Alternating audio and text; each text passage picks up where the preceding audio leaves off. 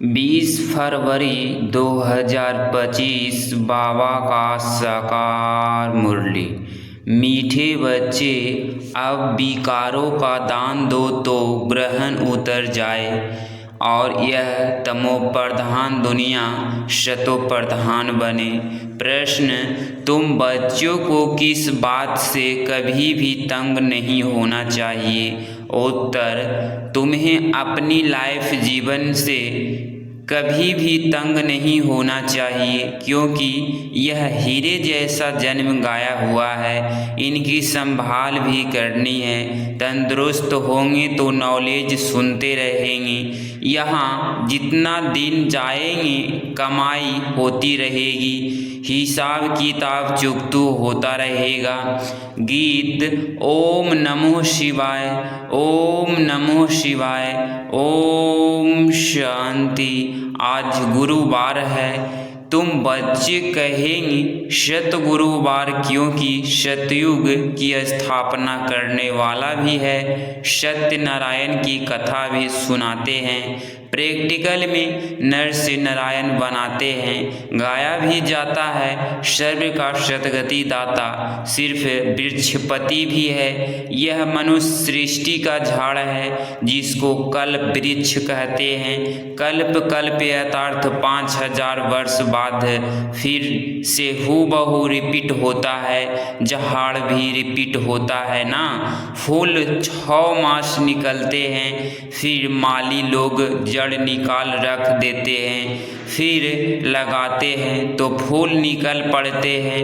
अब यह तो बच्चे जानते हैं। बाप की जयंती भी आधा कल्प मनाते हैं, आधा कल्प भूल जाते हैं।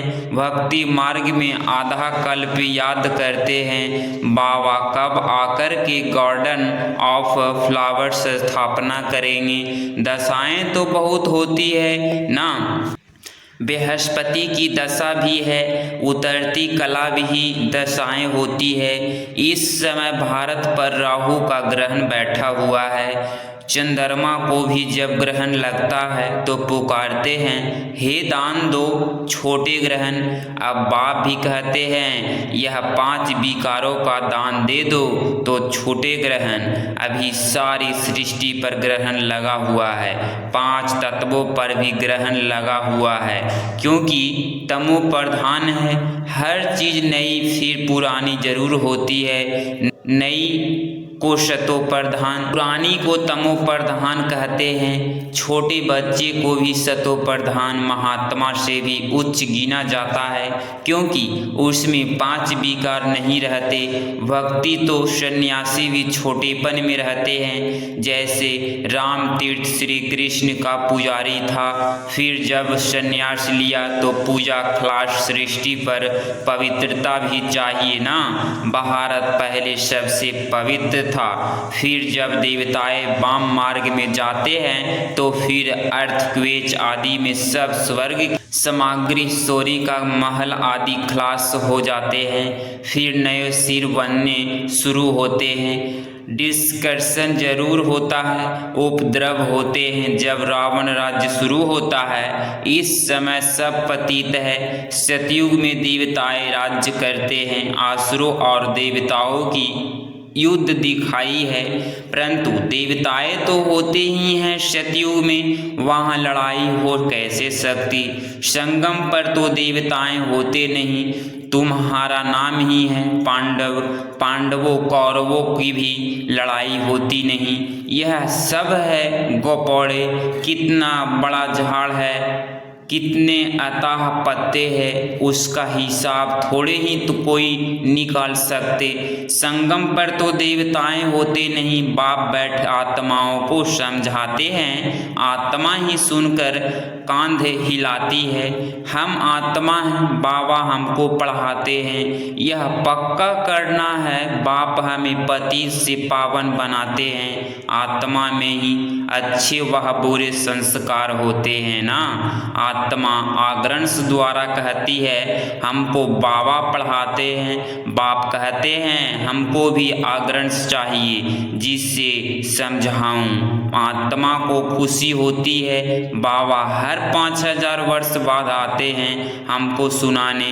तुम तो सामने बैठे हो ना, मधुबन की ही महिमा है, आत्माओं का बाप तो वह है, सब उनको बुलाते हैं। तुमको यहाँ सम्मुख बैठने में मजा आता है, परंतु यहाँ सब तो रह नहीं सकते, अपनी कारोबार सर्विस आदि को भी देखना है। आत्माएं सागर के पास आती है, धारण कर फिर जाए औरों को सुनाना है, नहीं तो औरों का कल्याण कैसे करेंगे। योगी और ज्ञानी तो आत्मा को शौक रहता है हम जाकर औरों को भी समझाएं।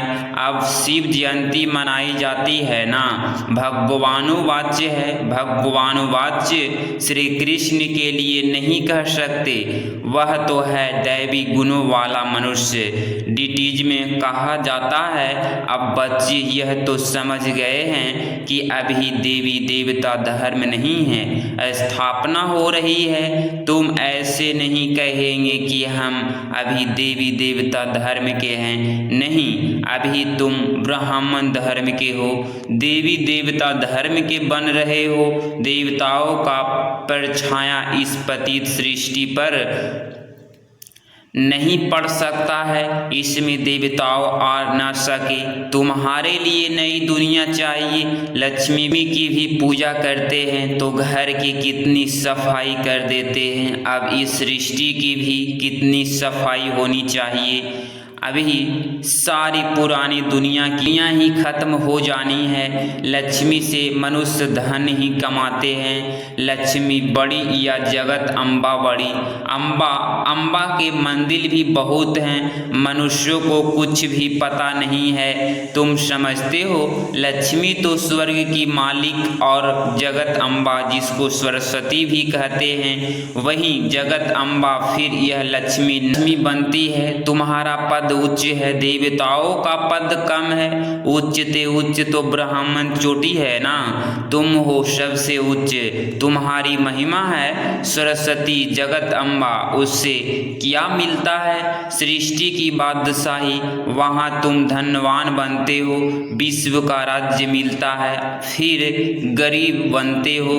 भक्ति मार्ग शुरू होता है, फिर लक्ष्मी को याद करते हैं। हर वर्ष लक्ष्मी की पूजा होती है। लक्ष्मी को हर वर्ष बुलाते हैं, जगत अम्बा को कोई हर वर्ष नहीं बुलाते हैं। जगदम्बा की तो श्वेत पूजा होती है ना, जब चंबा के मंदिर में जाए, यहाँ भी जब चाहे जगत अम्बा से मिल सकते हो। तुम भी जगत अम्बा हो ना, सबको विश्व का मालिक बनाने का रास्ता बताने वाले हो। जगत अम्बा के पास सब कुछ जाकर मांगते हैं, लक्ष्मी से सिर्फ धन मांगते हैं, उसके आगे तो सब कामनाएं रखेंगे। तो सबसे उच्च मर्तबा तुम्हारा अभी है, जबकि बाप के आकर बच्चे बने हो, बाप वर्षा देते हैं। अभी तुम हो ईश्वरीय संप्रदाय, फिर होंगे दैवी संप्रदाय। इस समय सब मामिकम मनोकामनाएं भविष्य के लिए पूरी होती है।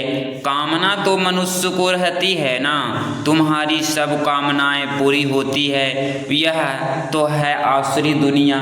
बच्चे देखो कितने पैदा करते हैं, तुम बच्चों को तो साक्षात्कार कराया जाता है। युग में कैसे श्री कृष्ण का जन्म होता है, यहाँ तो सब कायदेशीर होता है। दुख का नाम ही नहीं रहता, उसको कहा भी जाता है सुख धाम। तुमने अनेक बार सुख में पास किया है, अनेक बार हार खाई है और जीत भी पाई है। अभी स्मृति आई है कि हमको बाबा पढ़ाते हैं, स्कूल में नॉलेज पढ़ते हैं, साथ साथ मैनर्स भी सीखते हैं ना। वहाँ कोई इन लक्ष्मी नारायण जैसे मैसर्ज नहीं सीखते हैं। अभी तुम दैवी गुण धारण करते हो, अब महिमा भी उनकी ही गाते हैं, सर्वगुण संपन्न। तो अभी तुमको ऐसे बनाना है, तुम बच्चों को अपनी इस लाइफ से कभी तंग नहीं होना चाहिए, क्योंकि यह हीरे जैसा जन्म गाया हुआ है, इसकी संभाल भी करनी होती है। तंदुरुस्त होंगे तो नॉलेज सुनते रहेंगे, बीमारी में भी सुन सकते हैं, बाप को याद कर सकते हैं। यहाँ जितना दिन खुशी रहेंगे, कमाई होती रहेगी, हिसाब किताब चुकता होता रहेगा। बच्चे कहते हैं बाबा सतयुग कब आएगा, यह बहुत गंदी दुनिया है। वो आप कहते हैं अरे पहले कर्मातीत अवस्था तो बनाओ, जितना हो सके पुरुषार्थ करते रहो। बच्चों को सिखलाना चाहिए शिव बाबा को याद करो, यह है अभ्यभिचारी याद। एक शिव की भक्ति करना वह है अभ्यभिचारी भक्ति, सतो प्रधान भक्ति। फिर देवी देवताओं को याद करना वह है सतो भक्ति। बाप कहते हैं उठते बैठते मुझ बाप को याद करो। बच्चे ही बुलाते हैं हे पतित पावन, हे लिबरेटर, हे गाइड्स, यह आत्मा ने कहा है। बच्चे याद करते हैं, बाप अभी स्मृति दिलाते हैं तुम याद करते आए हो। हे दुख हरता सुख करता आओ, बाप आकर दुख से छुड़ाए, लिबरेट करे, शांति धाम में ले जाए। बाप कहते हैं तुमको शांति धाम में ले जाऊंगा, फिर सुख धाम में तुमको साथ नहीं देता हूँ, साथ अभी ही देता हूँ। सभी आत्माओं को घर ले जाता हूँ, मेरा अभी पढ़ाने का साथ है, अभी फिर वापिस घर ले जाने का साथ है। बस मैं अपना परिचय तुम बच्चों को अच्छी रीति बैठ सुनाता हूँ। जैसे जैसे जो पुरुषार्थ करेंगे उस अनुसार फिर वहाँ प्रलब्ध पाएंगे। समझ तो बाप बहुत देते हैं, जितना हो सके मुझे याद करो तो विकर्म विनाश होंगे और उड़ने के पंख मिल जाएंगे। आत्मा को कोई ऐसे पंख नहीं है, आत्मा तो एक छोटी बिंदी है जिसको यह पता नहीं है कि आत्मा में कैसे 84 जन्मों का पाठ नोंधा हुआ है।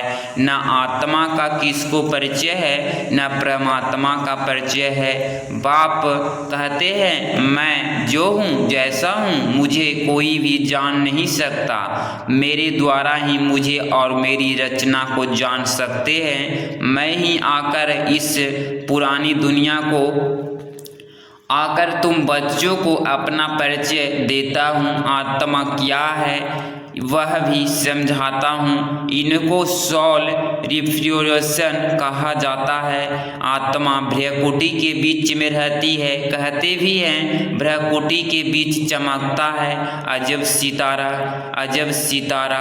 परंतु आत्मा क्या चीज़ है यह बिल्कुल कोई नहीं जानते। जब कोई कहते हैं कि आत्मा का साक्षात्कार हो तो उन्हें समझाओ कि तुम तो कहते हो भ्रकुटी के बीच स्टार है, स्टार को क्या देखेंगे, टीका भी स्टार का ही देते हैं, चंद्रमा में भी स्टार दिखाते हैं। वास्तव में आत्मा है स्टार मिसल, स्टार। अभी बाप ने समझाया है तुम ज्ञान स्टार्स हो, बाकी वह सूरज चांद सितारे तो मांडवे को रोशनी देने वाले हैं, वह कोई देवताएं नहीं हैं। भक्ति मार्ग में सूर्य को भी पानी देते हैं। भक्ति मार्ग में यह बाबा भी सब कहते थे सूर्य देवताए नमः, सूर्य देवताए नमः, चंद्रमा देवताए नमः कहकर पानी देते थे। यह सब है भक्ति मार्ग के। इसने तो बहुत भक्ति की हुई है। नंबर 1 पूज्य तो फिर नंबर 1 पुजारी है, पुजारी बने हैं। नंबर तो मिलेंगे, नंबर तो गिनेंगे ना। रुद्रमाला के भी नंबर तो है ना। भक्ति भी सबसे जास्ती इसने की है। अब बाप कहते हैं छोटे बड़े सब की वानप्रस्थ अवस्था है, अभी मैं सबको ले जाऊंगा, फिर यहाँ आएंगे ही नहीं। बाकी शास्त्रों में जो दिखाते हैं प्रलय हुई, जलमयी हो गई, फिर पीपल के पत्ते पर श्री कृष्ण आया। बाप समझाते हैं सागर की कोई बात नहीं, वहाँ तो गर्भमहल है जहाँ बच्चे बहुत दुख सुख में रहते हैं। यहाँ गर्भ जेल कहा जाता है। पापों की भोगना गर्भ में मिलती है, फिर भी बाप कहते हैं मन मना भव मुझे याद करो। प्रदर्शनी में कोई पूछते हैं सीढ़ी में कोई धर्म क्यों नहीं दिखाए हैं। बोलो औरों के 84 जन्म तो है नहीं, सब धर्म झाड़ में दिखाए हैं। उससे तुम अपना हिसाब निकालो कि कितने जन्म लिए होंगे। हमको तो सीढ़ी 84 जन्मों की दिखानी है, बाकी सब चक्र में और झाड़ में दिखाए हैं। इसमें सब बातें समझाई है। नक्शा देखने से बुद्धि में आ जाता है ना।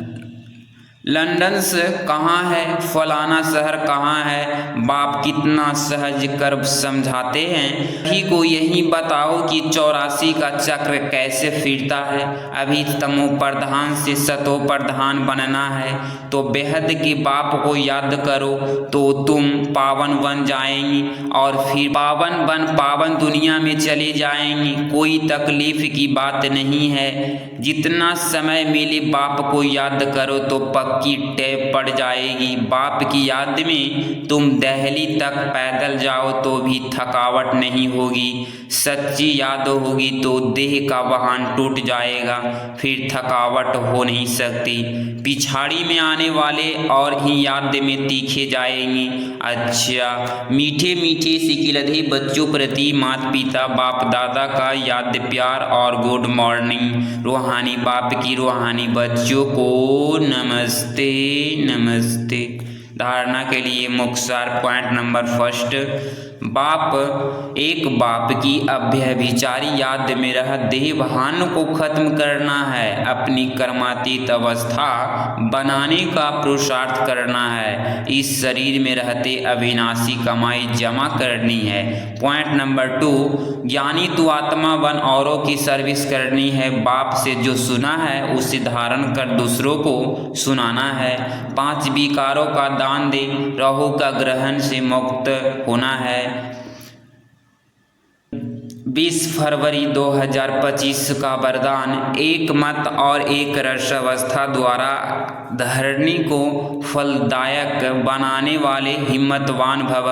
स्पष्टीकरण, जब आप बच्चे हिम्मतवान बनकर संगठन में एक मत और एक रस अवस्था में रहते वह एक ही कार्य में लग जाते हो तो स्वयं ही सदा प्रफुल्लित रहते और धरणी को भी फलदायक बनाते हो। जैसा आजकल साइंस द्वारा अभी अभी बीज डाला अभी अभी फल मिला, ऐसे ही साइलेंस के बल से सहज और तीव्र गति से प्रत्यक्षता देखेंगे। जब स्वयं निर्विघ्न एक बाप की लगन में मगन एक मत और एक रस रहेंगे तो अन्य आत्माओं का भी स्वतः सहयोगी बनेगी और धरणी फलदायक हो जाएगी। स्लोगन, जो अभिमान को शान समझ लेंगे वह निर्माण नहीं रह सकते। अव्यक्ति सारे एकांत प्रिय बनो, एकता और एकाग्रता को अपनाओ। एकांतवासी और रमणीकता दोनों शब्दों में बहुत अंतर है, लेकिन संपूर्णता में दोनों की समानता रहे। जितना ही एकांतवासी उतना ही फिर साथ साथ रमणीकता भी हो। एकांत में रमणीकता गायब नहीं होनी चाहिए, दोनों समान और साथ साथ रहे। अभी अभी एकांतवासी अभी अभी रमणीक, जितना गर्भिता उतना ही मिलनसार भी हो। मिलनसार अर्थात सर्व के संस्कार और स्वभाव से मिलने वाले। अगर इस चैनल पे आप डेली मुरली सुन रहे हैं, डेली मुरली क्लास कर रहे हैं तो चैनल को प्लीज़ सब्सक्राइब कर दें और बेल आइकन को ऑन करें और प्यारा सा लाइक ज़रूर करें। मिलते हैं कल की मुरली क्लास में। ओम शांति।